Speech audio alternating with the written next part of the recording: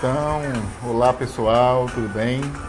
Estamos aqui chegando com mais uma live e hoje eu trouxe uma convidada muito especial. Deixa eu chamá-la aqui agora, a minha convidada para lá de especial.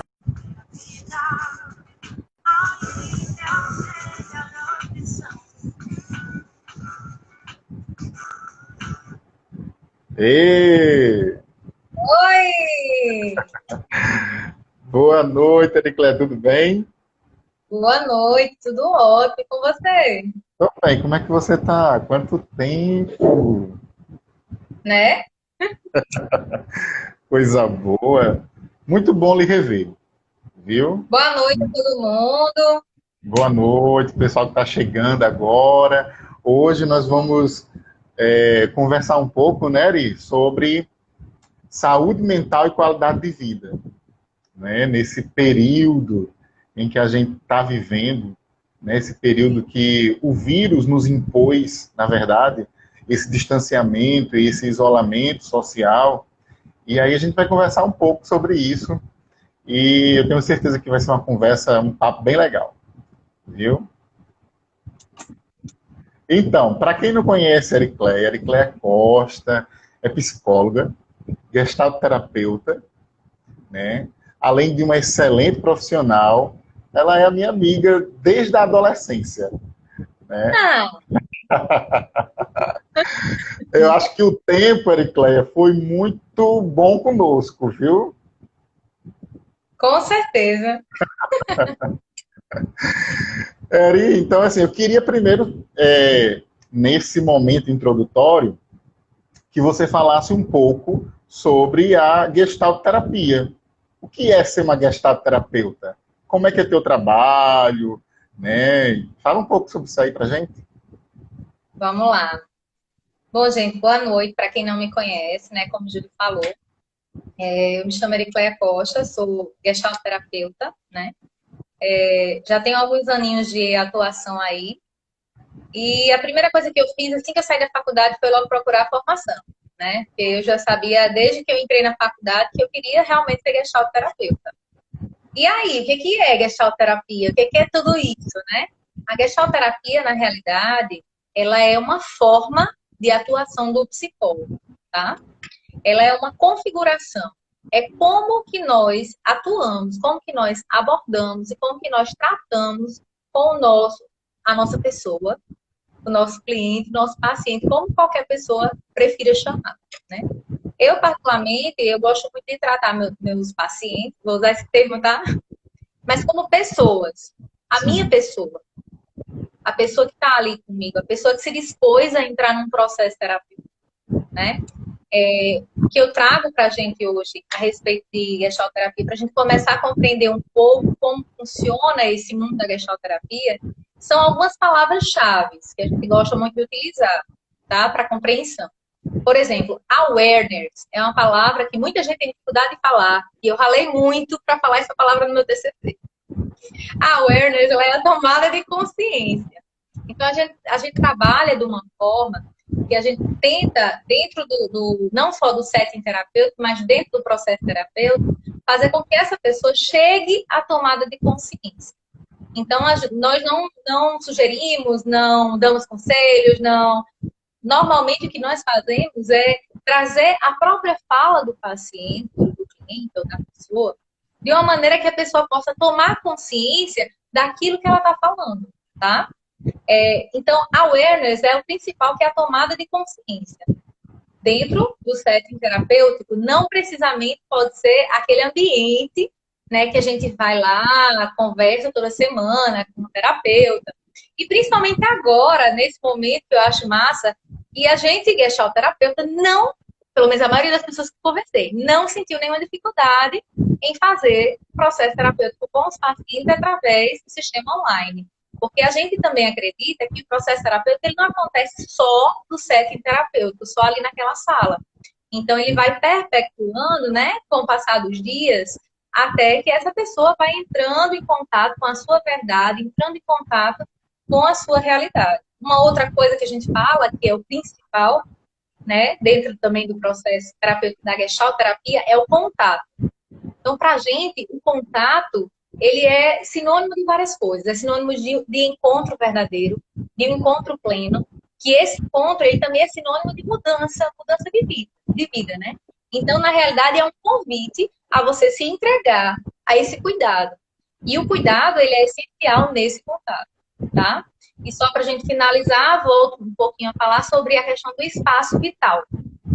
O espaço vital, que é onde acontece esse processo, onde a mudança começa a acontecer, onde a tomada de consciência vai ocorrendo, não se resume somente àquele espaço físico, né? Mas que o paciente, a pessoa, né, o cliente, como você preferir, ele vai levando com o passar dos dias, com cada dia um pouquinho, dentro da sua vida, da sua rotina. Porque a gente entende que nós somos o quê? Uma gestalt. É aí onde vem o termo. Nós entendemos que nós somos uma gestalt. Uma configuração. Uma configuração de como nós estamos nesse mundo, de como nós somos nesse mundo. Então, se você começa a compreender que você é uma forma, né, de vida, você entende que você está em constante mudança. Então, você não é um ser somente social, né? Você é um ser físico também. Você é uma pessoa que também tem espiritualidade. Então, esse conjunto de coisas, ele deve ser levado em consideração dentro do processo terapêutico, né? Que você é um ser espiritual, que você é um ser de mente, que você pensa, que você tem questões que estão atreladas não só a uma conjuntura sua, mas que o todo compõe você. A gente não pode julgar parte de você. Ok? Fala demais, tá, Ju? Não, mas tá ótimo. Eu confesso que, como eu sou da área de educação, a gente vê um pouco da Gestalt dentro da psicologia da educação, e eu vi mais fortemente a questão da psicanálise, né? Então, nós temos vários livros, a psicanálise dos contos de fadas, né? E como, até estudos de Freud para trabalhar com a questão da educação infantil, aquelas fases da criança. E é interessante retornar agora as minhas leituras, a pesquisar um pouco sobre a Gestalt, né? E eu vi um termo bem interessante que vocês utilizam, que é a questão de ver o ser humano, a pessoa, no seu aqui e agora.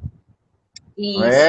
Né? Então, é bem interessante, me deu até vontade de fazer Gestalt terapia. Né? Ganhei um seguidor! É verdade. Né? Então, que bom, Aricleia. E aí você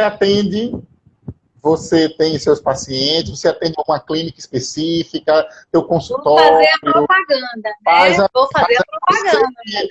O local onde você trabalha marcou a gente, publicou a nossa live, então faz aí a propaganda aí do local. Com certeza. Bom, eu atuo na clínica, certo? No espaço, é chamado Espaço Neuza Gesela, né? Que é um lugar simplesmente fantástico. É um lugar acolhedor. Eu sou muito, assim, né, para falar, porque foi o lugar que me acolheu desde o início, né? Então, quando eu comecei a atuar no Espaço Neuza Gesela, lá só tinha eu e Mariana Sela trabalhando. Então, assim, a gente começou nos primórdios mesmo da clínica. E hoje ela tá tão linda, tão fofa, tão acolhedora, que não tem como não fazer a propaganda, tá? Não só eu atuo lá como psicóloga, mas existem vários outros psicólogos, tá? Colegas também de profissão de Gestalt terapia, mas a gente tem outras abordagens. A gente não atua só com a Gestalt terapia, né? Lá você tem pessoas que são da teoria humanista existencial, né? Pessoas que também trabalham com a própria psicanálise. Então, tem várias abordagens da psicologia, várias formas de atuação do psicólogo. E aí que cabe para cada um, né? Verdade. Ótimo. Olha para a só para finalizar. Vou te contar, só para finalizar. O Espaço Neuza Gesela, ele é nova descoberta, tá? Ele fica ali entre o cruzamento da Amintas Barros com a Anélio Tavares. Logo depois da Xavier da Silveira. Ótimo. Ok? Então, Qualquer assim, coisa, a gente deixa o link. Pronto. E vocês olham. Que pode entrar em contato com o seu direct no Instagram, não é isso? E aí, quem se interessar, ao final dessa live, eu acho que vai ter bastante seguidores lá para você. Ericleia, então assim, a gente, como eu falei no início, a gente está vivendo esse período de isolamento, distanciamento social. Muitas pessoas mudaram suas rotinas, né? E aí vai o tema da nossa live, como a gente vinha pensando esses dias. Como cuidar da nossa saúde mental nesse período, nesse contexto tão louco que a gente está vivendo. Eu estava acompanhando agora várias reportagens sobre o que está acontecendo nos Estados Unidos, na França, protestos, né, em relação à morte daquela pessoa negra que foi morta por um policial branco. Tem a questão do vírus, do combate à pandemia, né? Tem uma crise de ética, uma crise política, e nós temos que combater fake news a cada dia, não sabemos que aquilo que está chegando no aparelhozinho do nosso celular é verdade ou não é verdade, é mentira ou não é, e estamos sendo bombardeados como nunca fomos por informações, seja pelos meios televisivos, ou seja pela internet, pelos smartphones, enfim. E haja saúde mental. Então, como cuidar da nossa saúde mental, Ericleia, nesse contexto? É como você falou, eu acho que a palavra mais adequada para isso tudo que você falou é o bombardeio de informações, né? Como julgar se essas informações são verdadeiras, como não julgar e como me manter saudável mentalmente diante de toda essa loucura que está acontecendo, né? Porque é muito difícil você estar em casa, Sim. porque agora nós vivemos uma outra roupagem, né? Uma outra configuração, outra gestalt. Nós vivemos uma outra forma. Então, como que a gente vai lidar com isso da melhor maneira possível? Primeiro, eu trouxe para que a gente pensasse um pouco o que é, na realidade, a qualidade de vida. O que é qualidade de vida para você? E aí eu coloco isso para você que está assistindo a gente. Pensa um pouquinho com a gente. O que é qualidade de vida para você? É importante pensar. Eu trouxe uma coisa bem simples para a gente tentar entender isso. A qualidade de vida, na realidade, ela é um conjunto de condições que contribuem para o bem do ser humano, seja fisicamente, seja mentalmente, seja espiritualmente, mas que isso tudo, na sua plenitude, no individual e na sociedade. Então, a gente precisa entender como é que eu vou me manter com uma qualidade de vida no meio dessa turbulência de informações, no meio dessa turbulência de situações. Então, parando para pensar sobre esse conjunto de coisas, a gente começa a pensar também e analisar como que muitas vezes a gente vivia uma qualidade no passado. Apesar de todo esse bombardeio de informações, não é distante o fato de que a gente vai se isolando de nós mesmos e nos mantendo em contato com tudo isso, gerando possíveis angústias, né, e outras coisas. Então, eu acho que existe uma receita pronta, Júlio? O que é que você acha? Você acha que existe uma receita pronta? Eu acho que não. Pois é. Então, assim, a gente precisa encontrar o que é qualidade de vida para mim. Porque talvez a qualidade de vida para você, Júlio, não seja qualidade de vida, por exemplo, para a Isabelle que está assistindo a gente, a Milena que está assistindo a gente. Então, talvez não seja a mesma qualidade, né? Por exemplo, esses dias eu vi uma postagem de uma pessoa que disse assim, então, diante de tudo isso que a gente está fazendo, eu tenho que ter horário para isso, tenho que ter horário para aquilo, tenho que ter horário para aquilo, e eu me loto de atividades no meu dia. E aí, isso é qualidade de vida? E quem disse para ela que ela precisa ter horário para tudo? E essa cobrança, na verdade, né? Que nós fazemos a nós mesmos. Exato. E aí, por outro lado, a gente tem a outra vertente. Então, por que não fazer nada? Por que não se permitir ficar de bunda para cima, sem fazer absolutamente nada? Só curtindo o filme na Netflix, ligando para um amigo que faz tempo que você não conversa, admirando o belo. Sabe o que é abrir a janela, mesmo que seja do seu apartamento, que você veja só como é que chama, a tela, né? Sim. Do seu apartamento. Mas por que não olhar para o céu e admirar o belo? Por que não olhar as pequenas coisas e não tentar encontrar nas pequenas coisas a sua própria qualidade de vida, né? Então, são coisas para que a gente possa pensar em como que a qualidade de vida vai ser para mim da melhor maneira possível. Talvez para você, Júlio, qualidade de vida seja você fazer uma ligação no seu final do dia para um amigo para conversar besterol. E talvez seja entrar na caixinha do nada e assistir um filme qualquer. E para outras pessoas, pode ser simplesmente não fazer nada, só dormir. Então, eu acredito sempre o quê? Que a gente precisa olhar para dentro. Eu acho que muitas vezes a nossa própria resposta para a nossa qualidade de vida pessoal está dentro de nós mesmos. E aí, para isso, eu trouxe, na realidade, umas frasezinhas bem interessantes. Por exemplo, permitir tirar a sua paz e a alegria. Porque, na realidade, nós permitimos. Quando o outro, ele nos traz algo que nos afeta, nós podemos permitir que aquilo nos afete profundamente ou podemos permitir que não nos afete, né? Eu sei que, assim, lutar contra o pensamento, né, automático, ele é sempre mais difícil, porque você já está acostumado com aquele pensamento automático.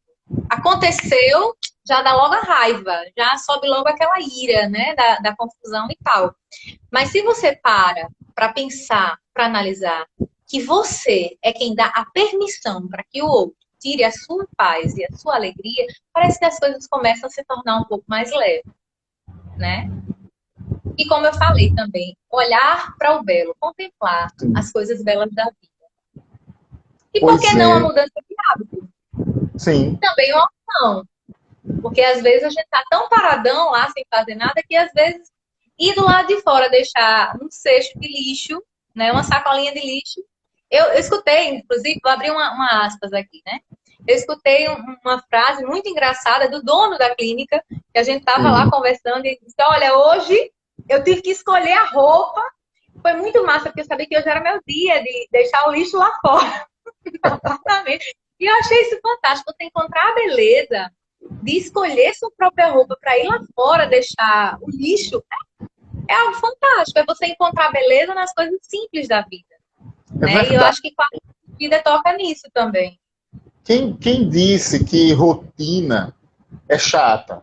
Né? Quem transforma a rotina chata ou não chata somos nós mesmos diante da concepção que nós temos sobre rotina. Então eu posso ter uma rotina todo dia é a mesma coisa, mas eu posso, como você falou, encontrar o belo nisso. Poxa, que coisa boa, eu posso ter uma rotina saudável. Eu posso... Rotina não é chato, né? Então, disseram para mim que rotina é chato e eu não pensei a respeito, introduzi isso no meu pensamento e para mim rotina é chato. Né? Então, essa questão que você falou, da mudança de pensamento, né, de passar a ver as coisas com outro olhar, o olhar do belo, né? Todas as coisas são puras, se eu puder ter os olhos puros, né? Então, é bem interessante mesmo isso aí. E aí, a gente vai ainda nesse ponto desse bombardeio da internet e da cobrança, que nós sofremos muito, devido a esse período, principalmente esse período. Nós já sofríamos antes com as cobranças. Só que nesse período, essas cobranças, elas se acentuam. Né? Então, a gente está chegando aí uma quinta-feira, hoje é terça, depois de amanhã é quinta, é o dia do TBT, eu gosto de postar muitas fotos do TBT, aqueles lugares que a gente visitou, aqueles sorrisos maravilhosos, e as pessoas, às vezes, que me acompanham, acham que a minha vida é só alegria, é só de visitar lugares lindos, e não. Né? Existe um Júlio fora aquelas fotografias que eu posto na internet, um Júlio que chora, que sente medo, que sofre, né? Que procura lidar com as crises de ansiedade dele, né? Que tem seus problemas financeiros como todo mundo. E aí, como equilibrar essa saúde mental e essas cobranças, tanto que nós permitimos, como você mesma falou, eu dou permissão a outra pessoa roubar a minha alegria, às vezes por um comentário não tão legal que fizeram ao meu respeito, né, por uma postagem que eu fiz e as pessoas começam a pensar outra coisa, e aí comentam, e aí vem a questão do bullying digital, né, que muitas crianças, muitos adolescentes sofrem o bullying digital, o bullying na internet. Então, como equilibrar isso aí, Ericleia? Saúde mental, internet e com essas cobranças que nós permitimos que a sociedade nos faça. Tá. Eu quero só complementar. A cobrança de estar sempre magro, a cobrança de estar sempre fitness, a cobrança de estar sempre lindo, né? A cobrança de estar sempre sorrindo, essas cobranças aí. Como é que a gente pode equilibrar isso aí com a nossa saúde mental? Tá, vamos lá. Por que eu disse esse tá? Vamos lá. Porque o que a gente precisa entender com relação a... Você falou uma palavrinha que eu achei interessante e eu queria trazer. Equilíbrio, né? Vamos pensar sobre essa palavra? Eu convido a gente aqui, quem está assistindo, aqui nós dois, aqui, a pensar sobre isso. Equilíbrio. Será que a gente consegue passar um tempo sem internet?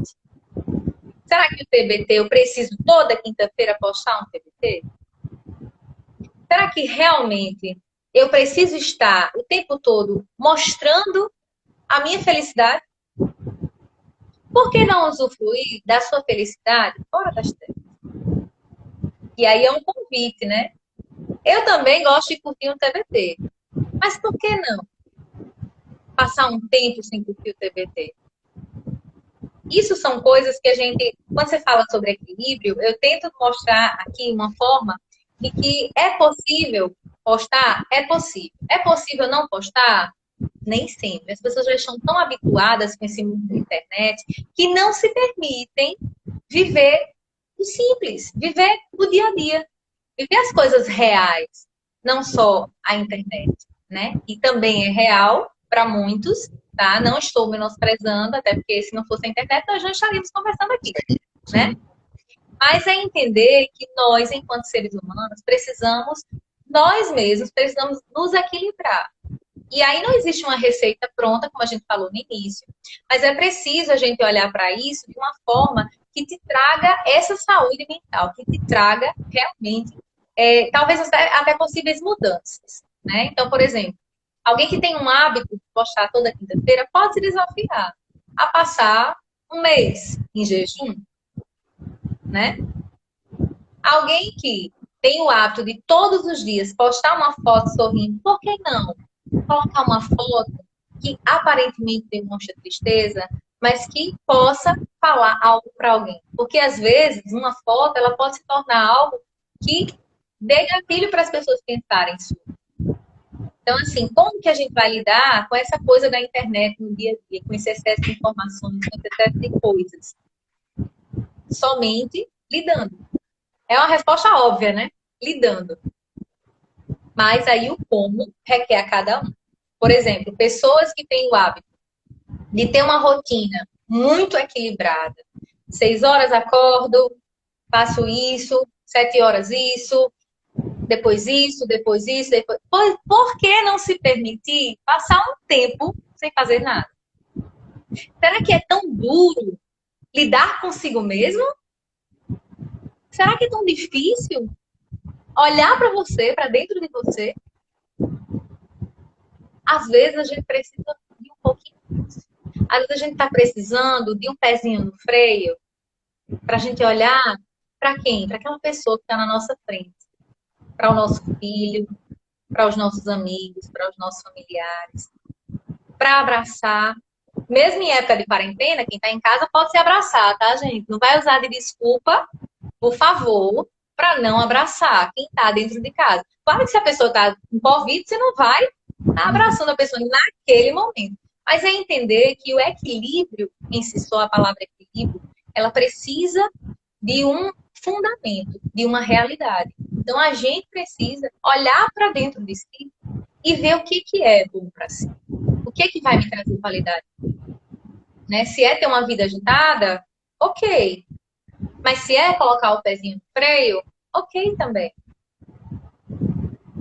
O que é que você acha, Júlia, a respeito disso? Isso faz algum sentido para você? Faz. Ou não? Não, total. Faz Para total você que está sentido. assistindo agora aí, comentando, isso faz algum sentido para você? Ou não?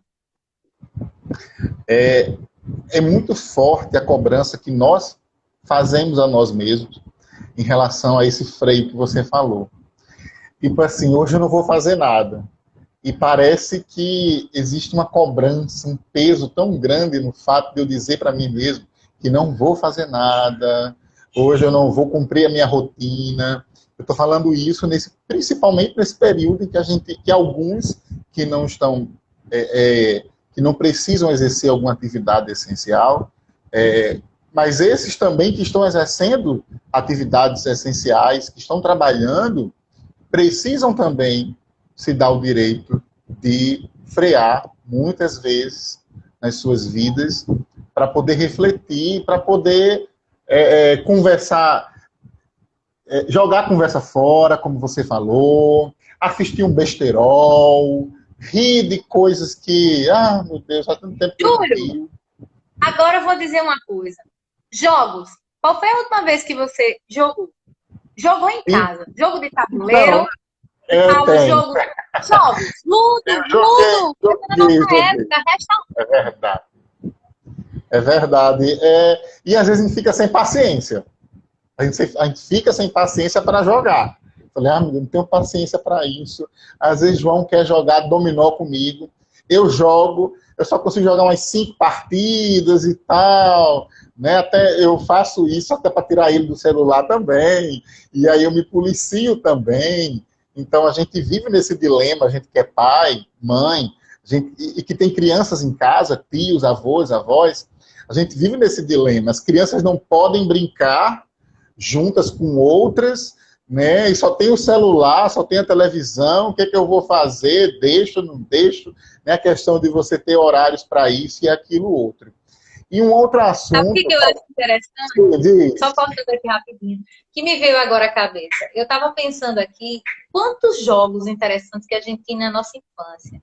E que a gente não precisava de muita coisa, né? Verdade.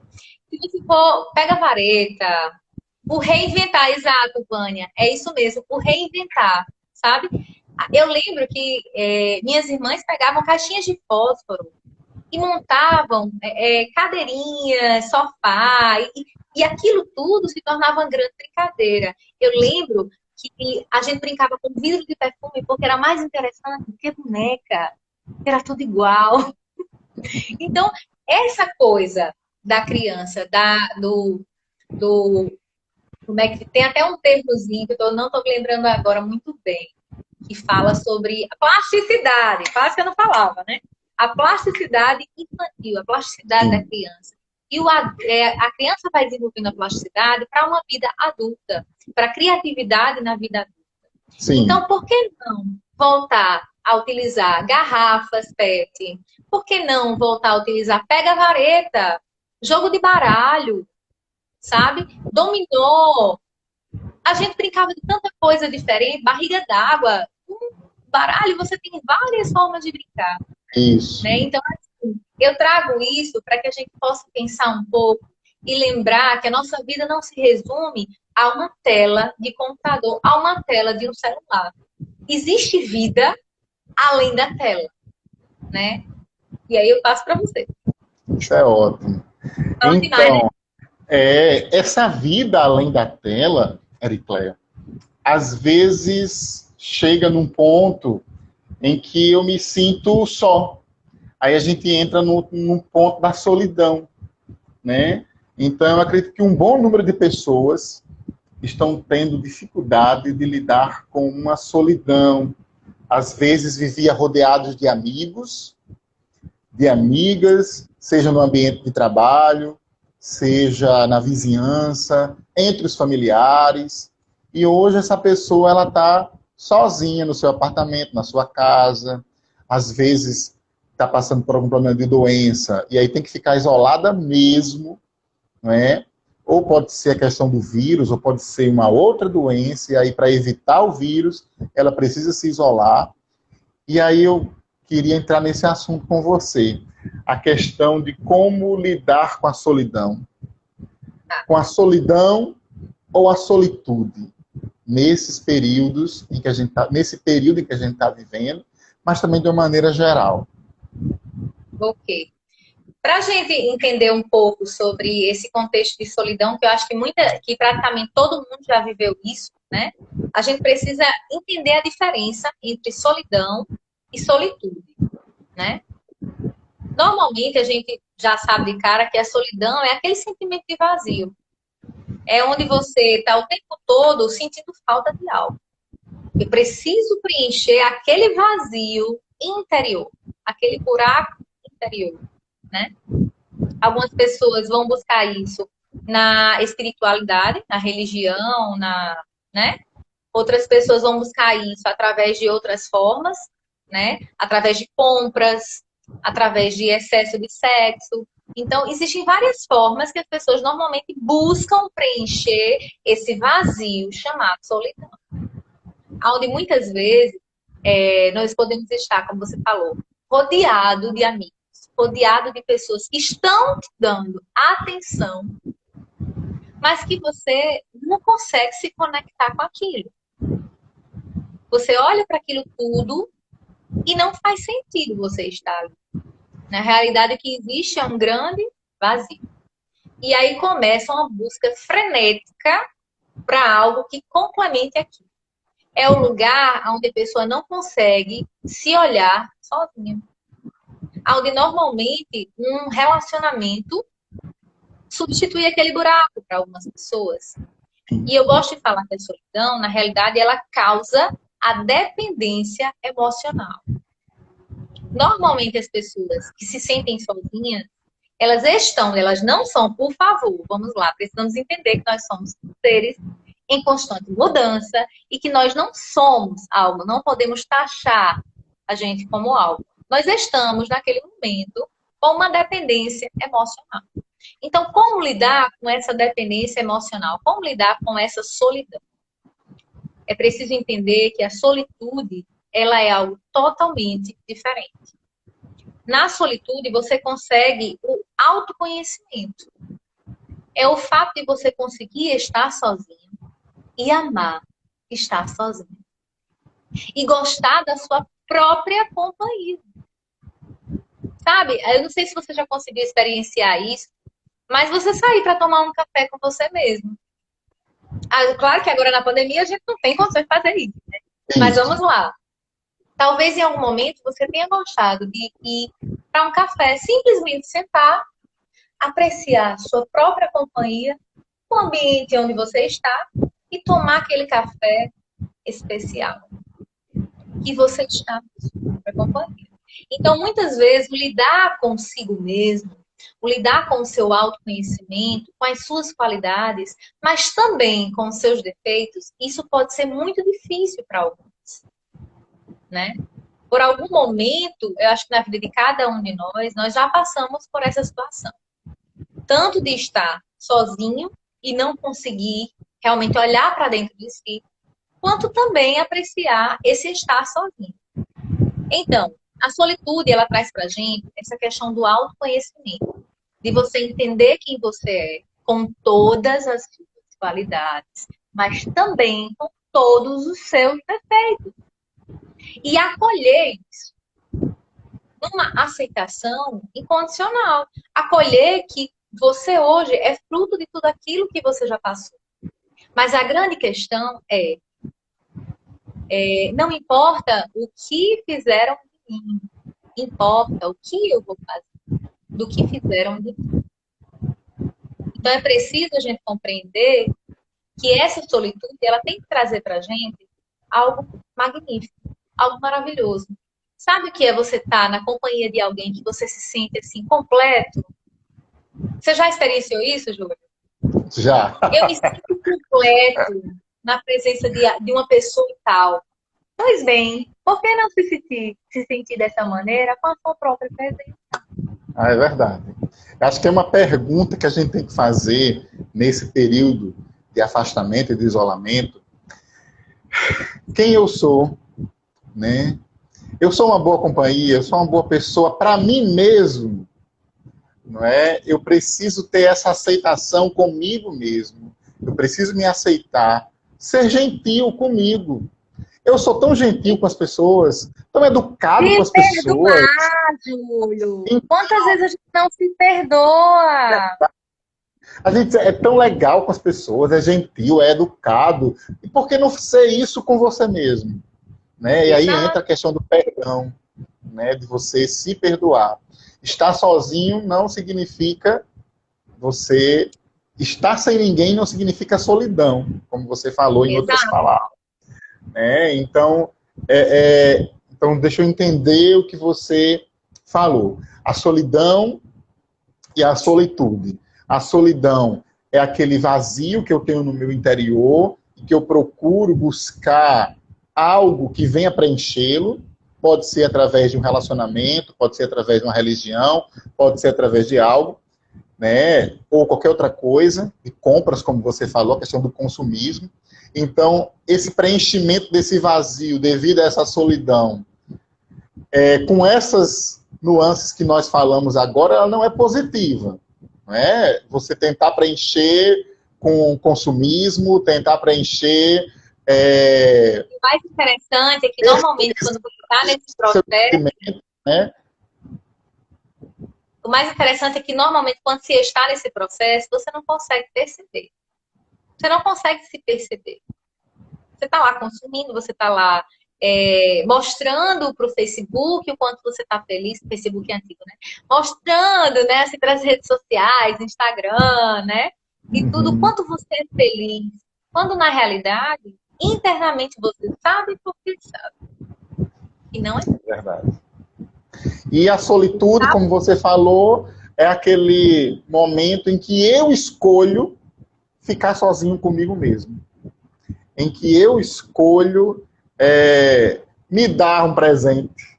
Eu escolho me dar um passeio, né? Eu escolho ouvir uma música que eu goste, que eu esteja querendo naquele momento. Né? Eu e eu mesmo. Sabe o que eu lembrei agora? Sabe o que eu lembrei agora? Eu não sei se você passou por isso, mas na adolescência, de vez em quando, eu gostava de pegar um ônibus e simplesmente curtir a viagem. Curtir a viagem. Dava a volta no ônibus até o ponto onde eu tinha pego. Só para curtir a paisagem e passar um tempo comigo mesmo. Às vezes, ouvindo aqueles... Como é que chamam? CD player, que era assim? CD player. Bem novinho. Né? Na nossa Acho idade. Que é Walkman. Alguma coisa do tipo. E eu tive também aquilo ali. Eu tive. Né? Então, assim, muitas vezes, quando você está em solitude, você normalmente, ou 100% das vezes, você não se sente sozinho. Quando você está vivendo a sua solitude, você não se sente sozinho.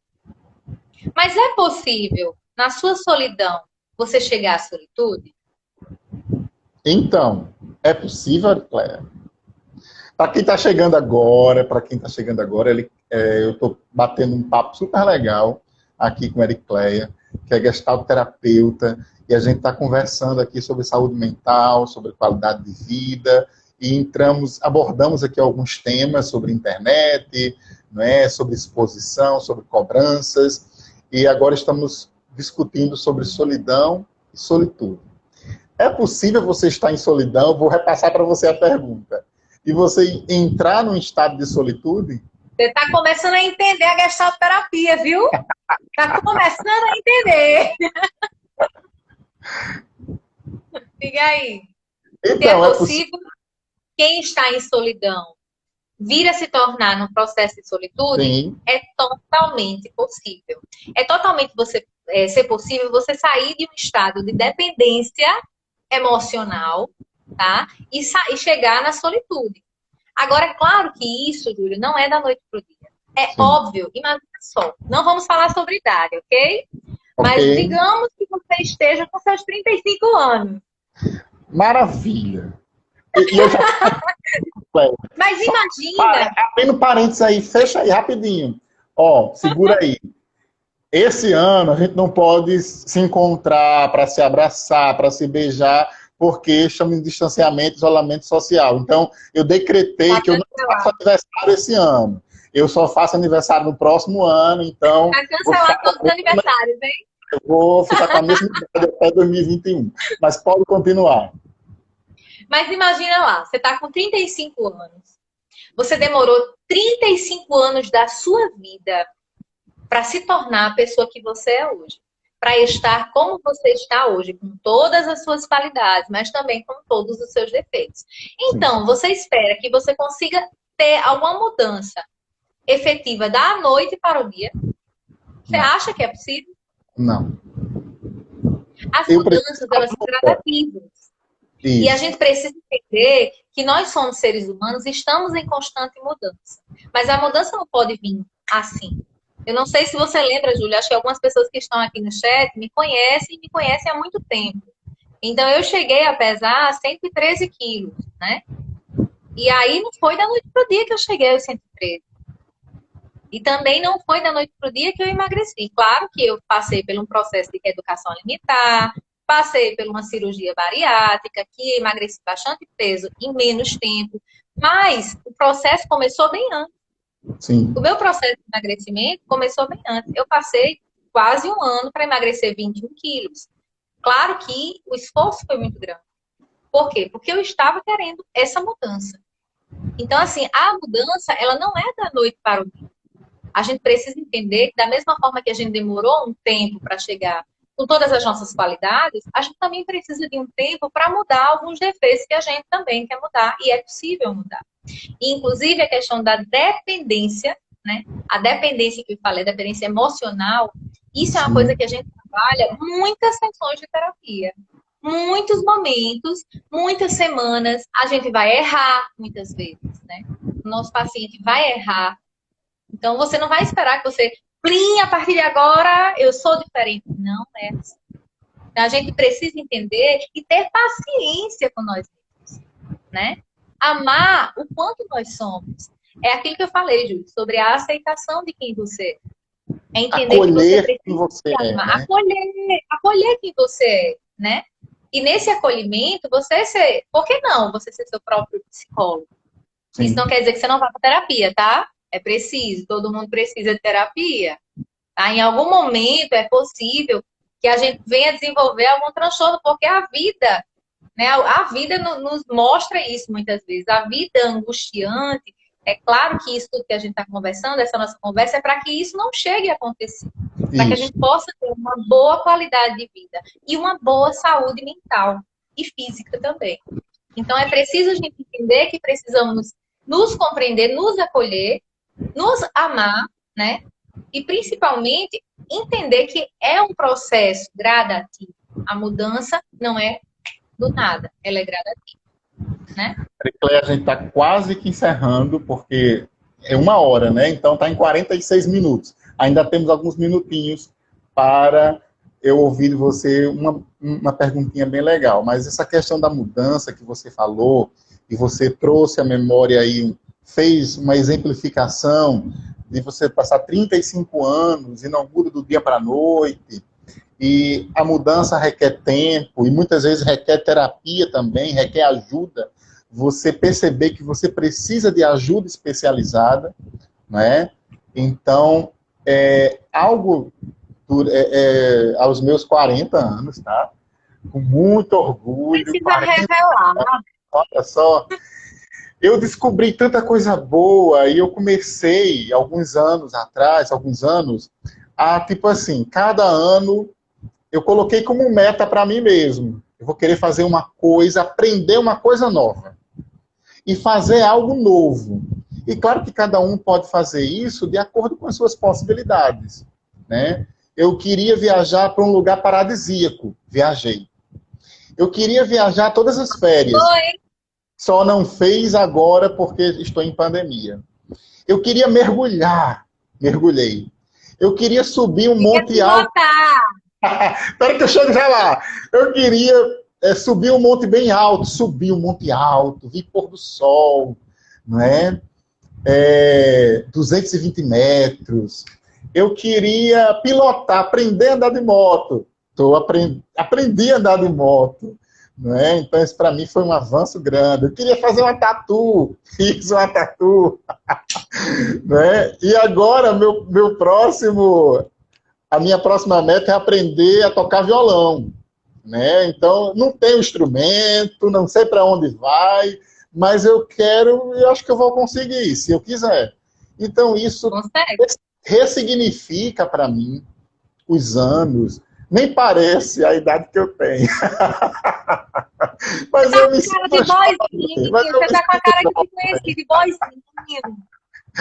Que bom. Ericlé, então pronto. Vamos pensar agora em alternativas. Alternativas para passarmos este momento de isolamento, distanciamento social, da melhor maneira possível, da maneira mais saudável possível.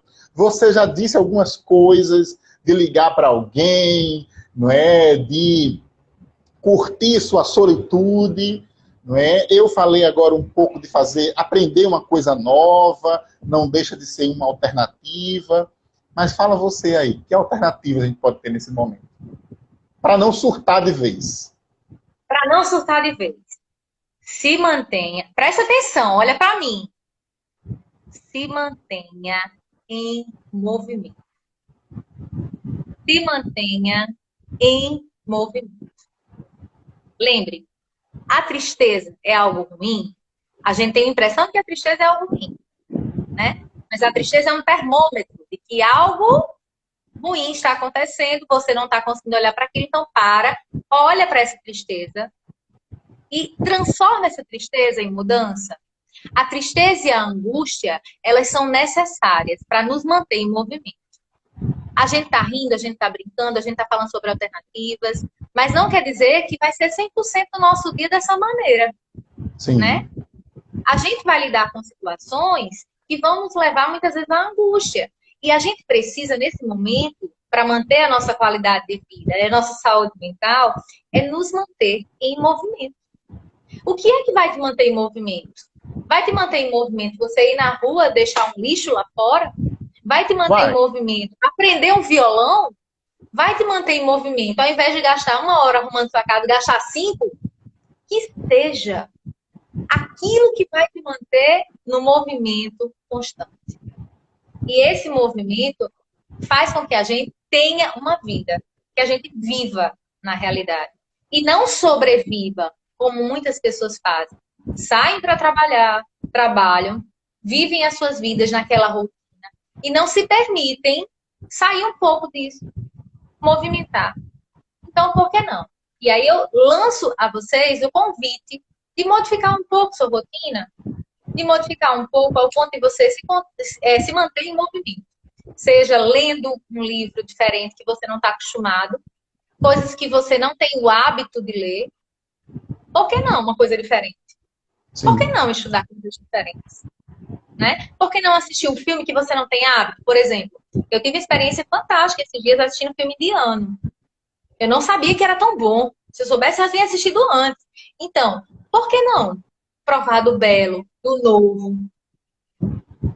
Qual o problema? Então, se manter em movimento, para mim, eu acho que é a palavra principal. E a gente precisa olhar para isso hoje.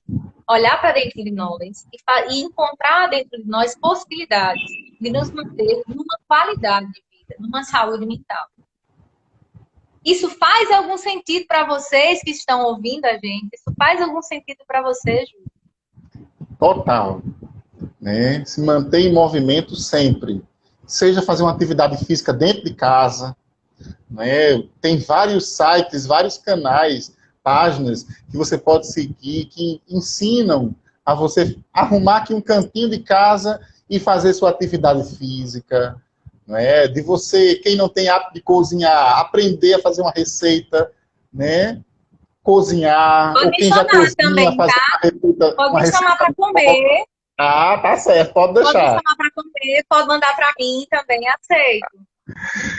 Ericlé, a gente está no final, temos 1 minuto cada um, mas foi um prazer imenso rever você, conversar com você.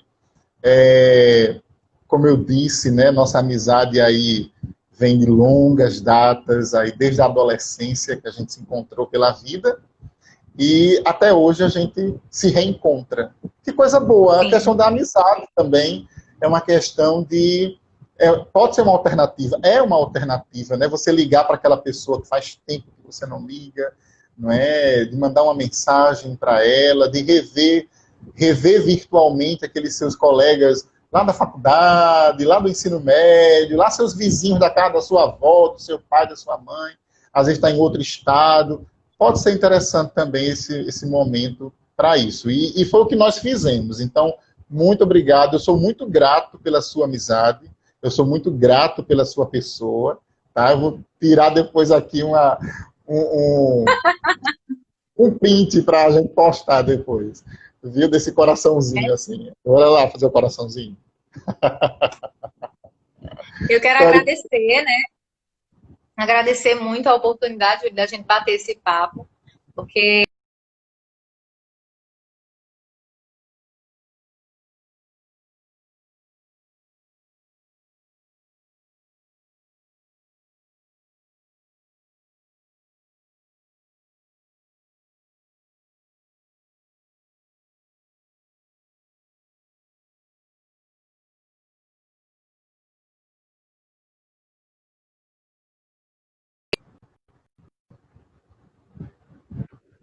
Voltou! Ei, voltou? ficou um pouco fora do ar. Ficou um pouco fora do ar. Vá, pode mandar o Tá, beijo. tá. Então quero mandar um beijo para todo mundo aí que assistiu, né? A gente está assistindo. Já inclusive vi aí Mirella, Vânia, pessoas assim que eu conheço, né? Fora as outras pessoas que acho que são pessoas suas também, né, Tá bem, Júlio? tá bem. Isso, Quero obrigado agradecer a a todos vocês que aí. assistiram. E se precisarem de alguma coisa, estamos aí, certo? Vou deixar meu contato aí no Instagram do Júlio. Vou usar a É, merchan dele, tá? Então, pode quem usar. quiser contato, estamos por aí. Beijo no coração de Beijo vocês. Espero ter ajudado de alguma maneira, né? também. E Ajudou bastante. Um abraço. lembrem-se, não importa o que fizeram de você, importa o que você vai fazer com o que fizeram de você. Ok? Ok.